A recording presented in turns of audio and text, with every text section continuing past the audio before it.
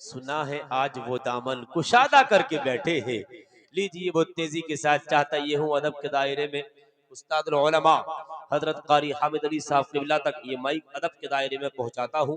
محبت بھری انداز میں استقبال کر لے. نعرہ تکبیر، نعرہ رسالت، مذہب اسلام، مسلک اعلی حضرت، فیضان اعلی حضرت، عشق محبت، عشق محبت.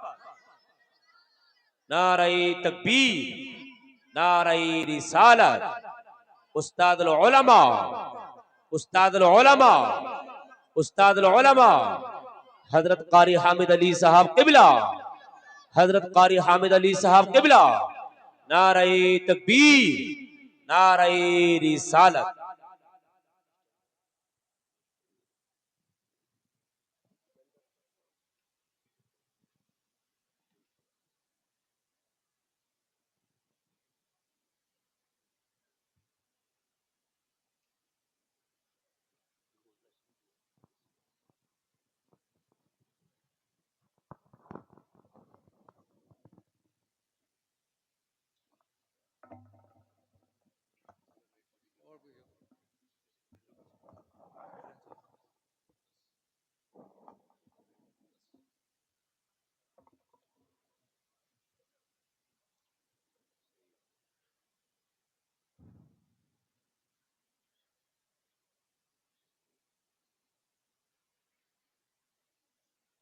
نحمده ونصلي ونسلم على حبيبه الكريم. أما بعد، أعوذ بالله من الشيطان الرجيم. بسم الله الرحمن الرحيم. فاسألوا أهل الذكر إن كنتم لا تعلمون.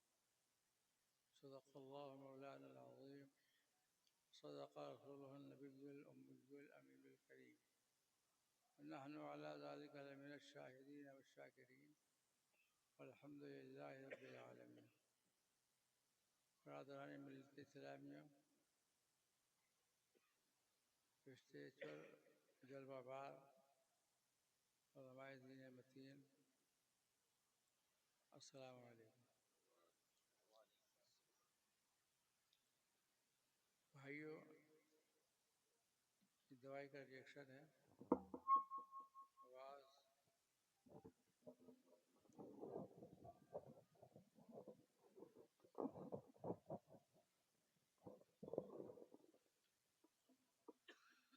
مزاج صحیح نہ کر کے دیکھ رہے ہیں.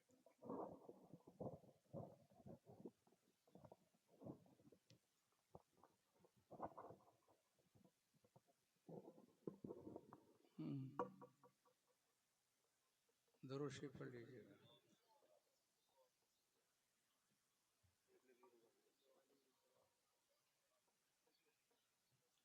یہ آج کا پروگرام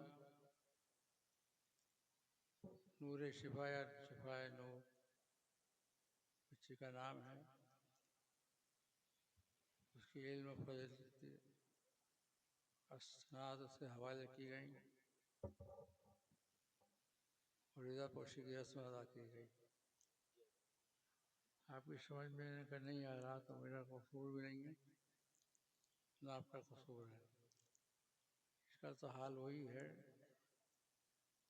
ایک بچی بڑے سنجیدگی کے ساتھ بیوہ ماں کے پاس زندگی کے شب و روز گزار رہی تھی. جب اس نے جوانی کی چوکھٹ پر قدم رکھا، ماں کو اس کے ہاتھ پیلے کرنے کی سوچی اور اس نے ایک عام اعلان کرا دیا خاموشی کے ساتھ، میں اپنی بیٹی کی شادی پر تجیہ آمادہ ہوں، ضرورت مند حضرات رابطہ قائم کریں. نوبت بہیں جہاں رسید، لوگوں نے دیکھنا دکھلانا شروع کر دیا. تھی وہ توتلی،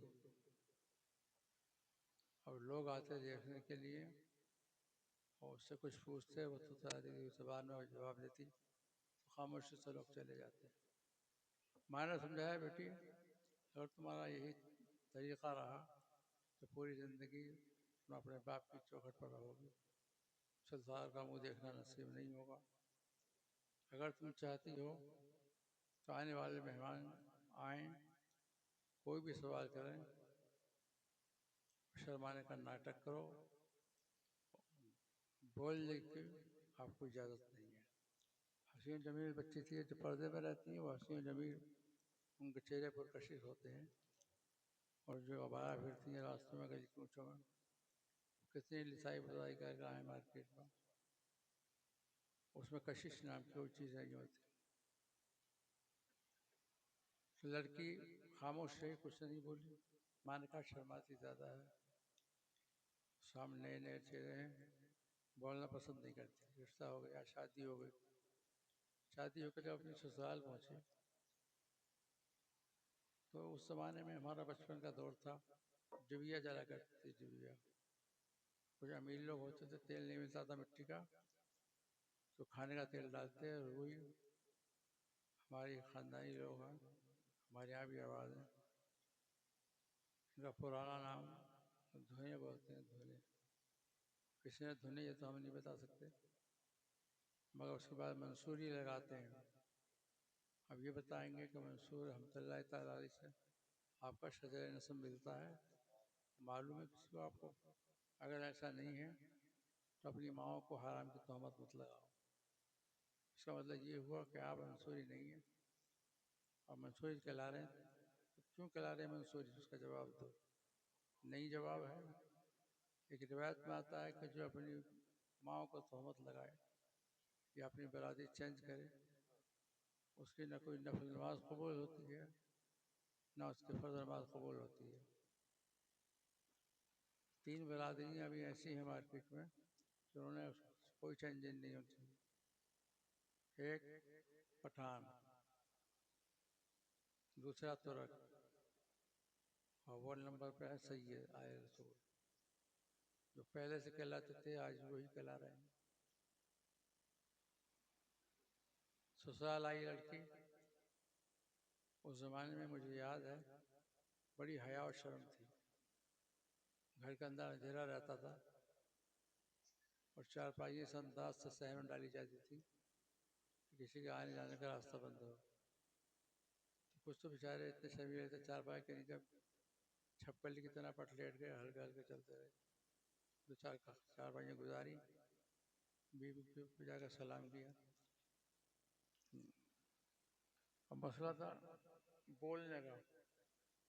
بیوی شوہر کے چہرے کو دیکھ کر شوہر بیوی کے چہرے کو اور چوہا لگ گیا اور جو چراغ جل رہا تھا وہ تیب لے کی طرف چھاپ تیل پی گیا. عورت گھر میں جو کچھ لا کر دیتا شوہر اس کی بڑی نگراں ہے دیکھ بھال کرنے والی. اور جتنا درد بیوی کو ہوتا ہے شوہر کو نہیں ہوتا اگرچہ وہ خون پسینہ ایک کر کے آیا ہے. تو چوہے نے یہ غضب کیا کہ تیل تو پی گیا. پھر بتی اس میں منہ میں دبائی اور لے کر چلنے ہی والا تھا کہ بیوی سے برداشت نہ ہو سکا. کہا تو اچھے سے بتی لے گیا چوہا بتی لے گیا. مجھے کہا ارے تو بتی لے گیا تو بتی لے گیا. تو شوہر کی خوشی کے انتہا نہ بولا الحمدللہ جیسے تم ویسے ہم جیسے تم ویسے ہو. ایسا نہیں ہونا چاہیے کہ مجھے دیکھ کر ویسے کرنے لگے. آواز کچھ آ رہی ہے؟